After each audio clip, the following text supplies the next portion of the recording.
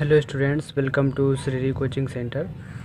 तो आज हम लोग आज के वीडियो में तरंग प्रकाशिकी का एक टॉपिक है व्यतिकरण, इसके बारे में डिस्कस करेंगे। तरंग प्रकाशिकी मतलब एक प्रकाश को तरंग के रूप में मान लिया जाता है। इसमें प्रकाश जो है एक तरंग यानी वेव के रूप में एक्सेप्ट कर लिया जाता है। तो उसी में एक टॉपिक आता है व्यतिकरण, इंटरफेरेंस। इसमें क्या होता है कि दो तरंगें, जब माध्यम में दो तरंगें समान आवृत्ति की हों, एक ही माध्यम में समान आवृत्ति की दो तरंगें जब एक ही दिशा में चलती हैं तो उनके अध्यारोपण से दो घटनाएं होती हैं। अब देखिए, तरंगों की बात करते हैं, उसकी आवृत्ति किस तरह से डिपेंड करती है। माना एक तरंग ये है, ये जा रही है, और दूसरी तरंग ये इस तरह से। तो ये इसकी प्लस दिशा है, ये इसकी माइनस दिशा है, ये इसकी प्लस दिशा है, ये इसकी माइनस दिशा है। इसका आयाम a1 है और इसका आयाम a2 है। तो यदि इन दोनों तरंगों को आपस में मिला दिया जाए, तो क्या होगा, इसका प्लस वाला इस प्लस से मिलेगा और इसका माइनस वाला इस माइनस से मिलेगा। तो जो नई परिणामी तरंग बनेगी वो कुछ इस तरह से बनेगी।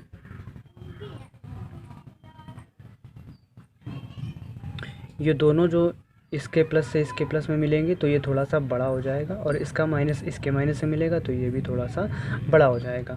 तो अगर मान लेते हैं ये 10 है और ये 8 है, तो ये दोनों जुड़ करके कितने हो जाएंगे, 18। इसका प्लस इससे प्लस से मिलेगा तो ये 18 हो जाएंगे। तो ये परिणामी तरंग है। ये इसका आयाम जो होगा वो क्या होगा, आयाम क्या होता है, यहाँ से यहाँ तक जो ये डिस्टेंस है वो उसकी आवृत्ति और आयाम। तो इसका आयाम जो परिणामी होगा वो क्या होगा, a1 + a2। इसी प्रकार अब दूसरी तरंग का एग्जाम्पल लेते हैं। जैसे कि एक ये तरंग है और दूसरी इस तरह से है। ये इसका प्लस है, ये इसका प्लस है, ये माइनस और ये माइनस। तो अब इन दोनों को, इसका आयाम a1 और इसका आयाम a2। अब जब इन दोनों तरंगों को आपस में जोड़ेंगे तो क्या होगा, इसका प्लस जो है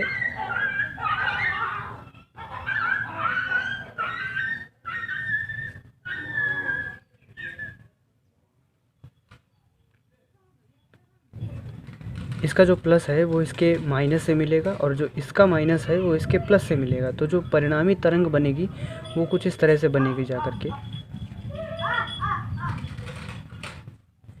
कहने का मतलब, इस तरंग का में इसका प्लस इसके माइनस से मिलेगा तो ये कुछ छोटा हो जाएगा, और इसका माइनस जो है वो इसके प्लस से मिलेगा, इस तरंग के प्लस से। ये माइनस इस प्लस से मिलेगा तो ये भी थोड़ा सा छोटा हो जाएगा।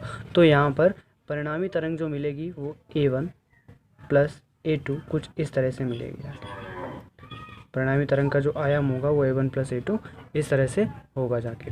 तो यानी कि व्यतिकरण क्या होता है कि जब समान आवृत्ति की दो तरंगें एक ही माध्यम में अध्यारोपित होती हैं। यहाँ पर अध्यारोपी शब्द का मतलब है एक ही में मिलना, दो तरंगों का एक ही तरंग में मिलना, यानी कि मेल जोल बढ़ाना। जब तरंगें एक ही माध्यम में एक ही आवृत्ति की दो तरंगें एक ही साथ एक ही दिशा में मिलती हैं तो उनके अध्यारोपण से दो स्थितियां बनती हैं। यानी कि किसी जगह पर परिणामी तीव्रता जो होती है वो अधिकतम होती है और कभी परिणामी तीव्रता न्यूनतम होती है। तो दो स्थितियां बन रही, कौन कौन सी, एक ये सिचुएशन बनी है और दूसरी ये स्थिति बनी है।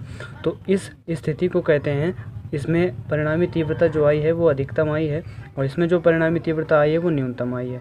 तो यहाँ पर इसको कहेंगे विनाशी व्यतिकरण। तो अब डेफिनेशन देख लेते हैं। इसकी डेफिनेशन आपकी स्क्रीन पर आ चुकी है। तो डेफिनेशन क्या कहती है, जब किसी माध्यम में एक ही आवृत्ति की या समान आवृत्ति की दो तरंगें एक साथ एक ही दिशा में चलती हैं तो उनके अध्यारोपण से माध्यम के विभिन्न बिंदुओं पर परिणामी तीव्रता उन तरंगों की अलग अलग तीव्रताओं के योग से भिन्न होती है। तो माध्यम के कुछ बिंदुओं पर परिणामी तीव्रता तरंग की बहुत अधिक पाई जाती है, जबकि कुछ बिंदुओं पर बहुत कम या शून्य रहती है। तो इसी घटना को क्या कहते हैं, व्यतिकरण कहते हैं। अब जिन बिंदुओं पर तीव्रता अधिकतम होती है उन बिंदुओं पर हुए व्यतिकरण को समपोषी व्यतिकरण, और जिन बिंदुओं पर तीव्रता न्यूनतम होती है उन बिंदुओं पर हुए व्यतिकरण को विनाशी व्यतिकरण कहा जाता है। तो ये दोनों तरंगे हैं और तरंगों की परिणामी तीव्रता हो गई। अब इसमें परिणामी तीव्रता की इक्वेशन फाइंड करते हैं। इक्वेशन कैसे निकाली जाती है, तो जो अब यहाँ पर तरंगे मान लेते हैं, पहली तरंग का आयाम क्या था, a1, और दूसरी तरंग का आयाम क्या था, a2। तो पहली तरंग के लिए समीकरण क्या होगा, y1 बराबर a1 साइन ओमेगा टी। पहली तरंग के लिए समीकरण क्या, y1 बराबर a1 साइन ओमेगा टी, और दूसरी तरंग के लिए y2 बराबर a2 sine omega t plus five. तो पहली तरंग के लिए जो समीकरण है वो y बराबर a1 साइन ओमेगा टी, और जो दूसरी तरंग के लिए समीकरण है वो y2 बराबर a2 sine omega t plus five का कलांतर है, यानी ये जो फाई है ये दूसरी तरंग पहली तरंग से फाई कोण से आगे है। कला मतलब कोण, इतने कोण से ये आगे है। अब ये दोनों तरंगें हो गई, दोनों के समीकरण। अब ये दोनों तरंगें एक ही में अध्यारोपित होंगी, मतलब मेलजोल बढ़ाएंगी, तो इनकी जो परिणामी तीव्रता आएगी, परिणामी तीव्रता क्या आएगी, y बराबर y1 प्लस y2। तो y1 प्लस y2 यानी इन दोनों को ऐड करना है, तो y बराबर क्या आएगा, a1 sine omega t plus a2 sine omega t plus five. तो a1 sine omega t plus a2 sine omega t plus five. अब इसमें जो हमारी समीकरण थे तरंग के वो a1 sine omega T, a2 sine omega t plus five के रूप में थे। जो परिणामी तरंग का समीकरण आया है वो इस तरह से आया है। तो इस समीकरण को हम लोग इसी फॉर्म में बनाएंगे। तो इसी फॉर्म में बनाने के लिए देखिए इसमें sign omega t plus five लिखा है, इसमें हम क्या कर सकते हैं, साइन ए प्लस बी का फॉर्मूला लगा करके ओपन कर सकते हैं।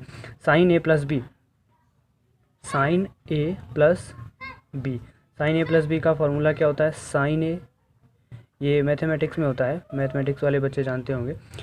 तो sign A cos B plus cos A sine B, ये फार्मूला होता है। तो इसमें ए की जगह पर क्या लिखा है, ओमेगा टी, और बी की जगह पर क्या लिखा है, फाई। तो यहाँ पर क्या आ जाएगा, पूरी इक्वेशन जो है वो हमारी क्या हो जाएगी, y बराबर a1 sine omega t plus a2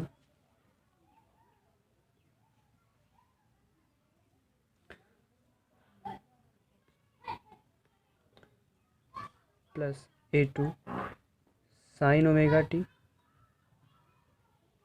cos phi plus cos omega t sine phi. a2 का इसमें गुणा करवा देंगे दोनों में, तो यहाँ पर भी a2 हो जाएगा sine omega t cos phi के साथ में, यहाँ पर भी हो जाएगा a2 cos omega t sine phi. अब देखिए यहाँ पर इसमें और इन दोनों में कॉमन क्या मिल रहा है, साइन ओमेगा टी कॉमन है।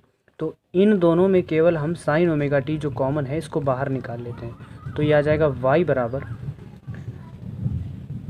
a1 plus a2 a1 plus a2 cos phi, और कॉमन क्या मिला है, साइन ओमेगा टी। तो ये कहाँ आ जाएगा, बाहर, साइन ओमेगा टी प्लस आगे क्या लिखा है, a2 cos omega t sine five. तो यहाँ पर आ गया अब a1 plus a2 cos five into sine omega t plus a2 cos omega t into sine five. अब यहाँ पर जो a1 plus a2 cos five है और जो a2 साइन फाइव है, इसको कुछ मान लेंगे यहाँ पर। इसमें फिर से वापस से साइन ए प्लस बी के रूप में फार्मूला बनाएंगे, क्योंकि तरंग जो हमारी है वो किसके रूप में है, साइन के रूप में है। तो ये फार्मूला भी हमारा y बराबर साइन के रूप में ही आना चाहिए।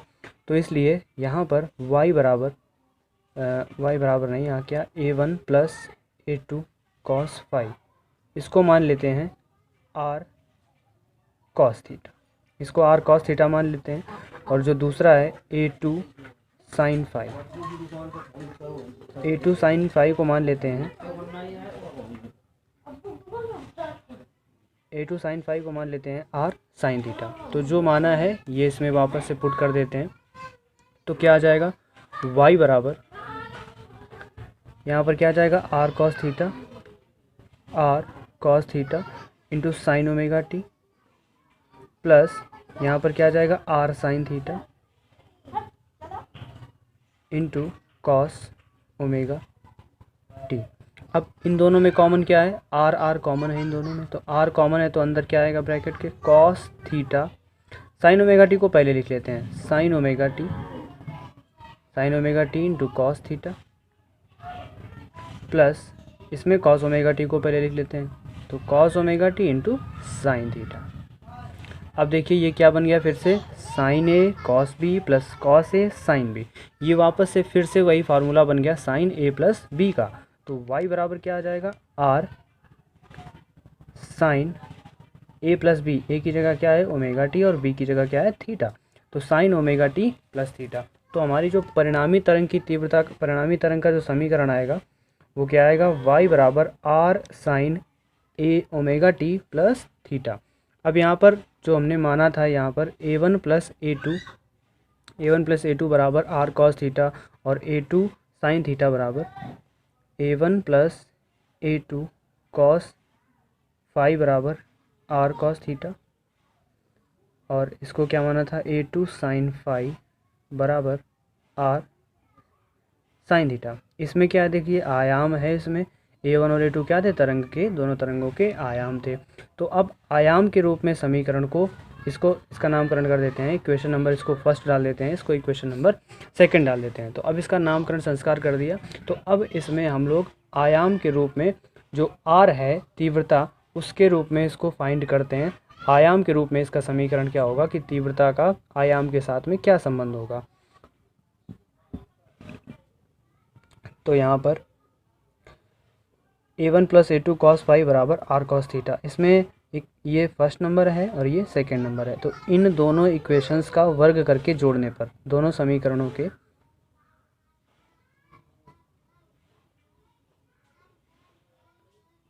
वर्ग करके जोड़ने पर क्या आ जाएगा,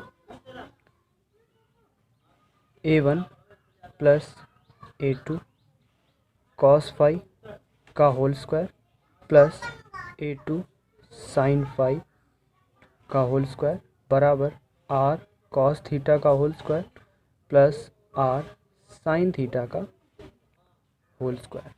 तो ये इस तरह से आ जाए। तो अब इसमें जो a1 plus A2 cos phi का होल स्क्वायर है, इसमें a प्लस बी का होल स्क्वायर लगेगा, इसमें a प्लस बी का होल स्क्वायर लगाएंगे तो ये क्या आ जाएगा, a1 square plus a2 square cos square phi plus 2a1 a2 cos phi. a plus b का होल स्क्वायर क्या होता है, a square plus b square plus 2ab, वही इसमें लगा है, प्लस यहाँ इसका स्क्वायर कर देंगे तो a2 square sine square phi बराबर, अब इसका स्क्वायर करेंगे तो दोनों में कॉमन क्या है, आर दोनों में कॉमन है। तो जब दोनों में आर कॉमन ले लेंगे तो आर स्क्वायर और ब्रैकेट के अंदर क्या आएगा कॉस स्क्वायर थीटा और प्लस में आएगा साइन स्क्वायर थीटा। तो cos square theta plus sine square theta, इसकी वैल्यू कितनी होती है, 1 होती है। तो इसकी जगह पर क्या लिख सकते हैं, 1 लिख सकते हैं। अब इसमें लेफ्ट हैंड साइड में a1 square plus a2 square, यहाँ पर जो a2 square cos square phi है और जो a2 square sine square phi है, इसको ध्यान से देखिए तो इन दोनों में भी कॉमन क्या है, a2 स्क्वायर कॉमन है। तो यहाँ पर a2 स्क्वायर कॉमन ले लेंगे इसमें, तो ये क्या आएगा ब्रैकेट के अंदर कॉस स्क्वायर फाई प्लस वहाँ आ जाएगा पहले क्या लिखा रहेगा a1 स्क्वायर और plus 2a1 a2 cos phi बराबर क्या है इसके आर स्क्वायर के। तो a1 square plus a2 square, अब इन दोनों की जगह पर भी क्या लिख सकते हैं 1 तो यहाँ पर भी क्या आ जाएगा a1 square plus a2 square plus 2a1 a2 cos phi बराबर आर स्क्वायर, यानी कि इसको इस तरह से भी लिख सकते हैं आर स्क्वायर बराबर a1 square plus 2a1 a2 cos. तो जो परिणामी आयाम का समीकरण आएगा वो क्या आएगा, plus a2 square plus 2a1 a2 cos phi. ये इस तरह से हमारा जब वर्ग करके जोड़ा था। तो एक बार फिर से देख लेते हैं, इसमें ये लेफ्ट हैंड साइड है पहले समीकरण का और ये राइट हैंड साइड है। तो LHS का स्क्वायर करके LHS में जोड़ा गया है और RHS का स्क्वायर करके RHS में जोड़ा गया है। तो इन दोनों को जोड़ देंगे इस तरह से।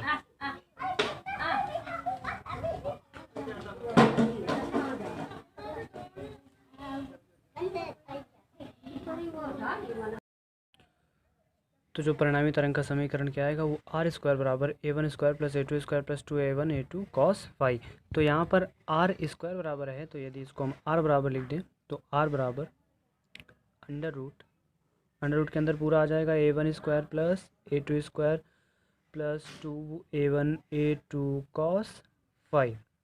अब इस पूरे समीकरण में अब यहाँ पर जो व्यतिकरण होता था वो व्यतिकरण की दो स्थितियां बनती थी। जहाँ पर परिणामी तरंग की तीव्रता अधिकतम होती थी वहाँ पर व्यतिकरण कैसा होता था, संपोषी व्यतिकरण। और जहाँ पर तरंग की तीव्रता न्यूनतम होती थी वहाँ पर व्यतिकरण कैसा होता था, विनाशी व्यतिकरण होता था।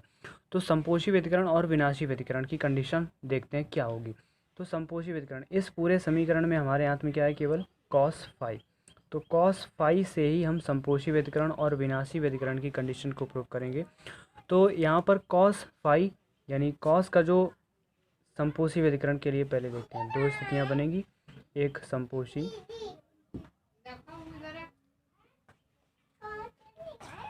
दूसरी क्या होगी, विनाशी व्यतिकरण की स्थिति होगी। तो संपोषी व्यतिकरण के लिए कॉस फाई का जो अधिकतम मान होता है वो कॉस फाई का अधिकतम मान क्या होता है, +1। और जो कॉस फाई यानी कॉस का जो न्यूनतम मान होता है वो कितना होता है, -1। अब हमें देखना है कि -1 कब होता है और +1 कब होता है, यानी कि कौन से मान पर होता है। तो यहाँ पर जो कॉस फाई है वो कॉस फाई की जो +1 वैल्यू होती है वो 180 अंश पर होती है। इट मीन्स कॉस फाई की जो मैक्सिमम वैल्यू होगी वो 180 अंश पर कॉस 0 होता है। तो यहाँ पर कॉस फाई की जो मैक्सिमम वैल्यू होती है वो होती है 0 अंश पर। 0 के बाद 2 पाई यानी कि 360 अंश पर होती है। 0, 2 पाई, 4 पाई और 6 पाई, 8 पाई, यानी पाई का जो समगुणज होगा वो होगा संपोषी व्यतिकरण की स्थिति के लिए। पाई का जो समगुणज होगा, इट मीन्स यहाँ हम कह सकते हैं 0, 2 पाई, 4 पाई एंड आगे पाई का जो समगुणज होगा वो संपोषी व्यतिकरण की स्थिति कहलाएगी। तो यहाँ पर जो कॉस पाई है उसके लिए अधिकतम वैल्यू कितनी हो, क्या आ जाएगा, r बराबर अंडर रूट के अंदर A1 square plus A2 square plus 2A1 A2 cos ख़त्म, क्योंकि कॉस फाई की वैल्यू कितनी हो गई, 1 हो गई संपोषी व्यतिकरण के लिए। तो यहाँ पर अब ये क्या बन गया, A square plus B square plus 2AB, ये सीधे सीधे फार्मूला बन गया A प्लस B का होल स्क्वायर। तो ये r बराबर क्या आ जाएगा, A1 प्लस A2 का होल स्क्वायर, इस स्क्वायर से रूट ख़त्म। तो ये r बराबर क्या आ जाएगा, A1 प्लस A2, ये कब के लिए है, r मैक्सिमम, यानी जब भी आयाम उसका तरंग का अधिकतम होगा तो कंडीशन क्या होगी, संपोषी व्यतिकरण के लिए A1 प्लस A2, परिणामी तरंग की तीव्रता कितनी आएगी, A1 प्लस A2। अब विनाशी व्यतिकरण के लिए देखते हैं, विनाशी व्यतिकरण के लिए क्या होगा, कॉस फाई की वैल्यू क्या होती है, -1। तो यहाँ पर -1 जो होता है वो कब देखने के लिए मिलेगा आपको, -1 क्या होता है, -1 पाई 180 अंश पर होता है और 3 पाई पर होता है और 5 पाई, 7 पाई, यानी कि पाई का जो विषम गुणज होता है वो -1 वैल्यू देता है। तो यहाँ पर जो कॉस फाई के साथ जो वैल्यू आएगी वो क्या आएगी, -1। तो यहाँ पर आ जाएगा r बराबर अंडर रूट के अंदर A1 square plus A2 square minus 2A1 A2। तो A square plus B square minus 2AB बन गया ये। तो ये माइनस का फार्मूला आ गया, यहाँ पर R क्या है, मिनिमम है।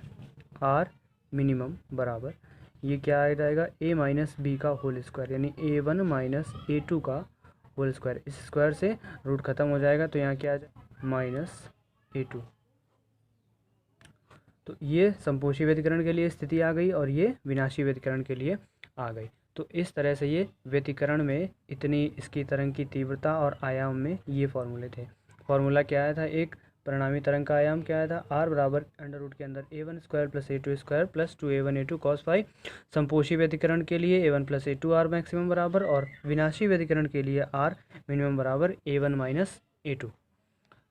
तो इस वीडियो में बस इतना ही, मिलते हैं नेक्स्ट वीडियो में इस लेसन के नेक्स्ट टॉपिक के साथ व्यतिकरण के।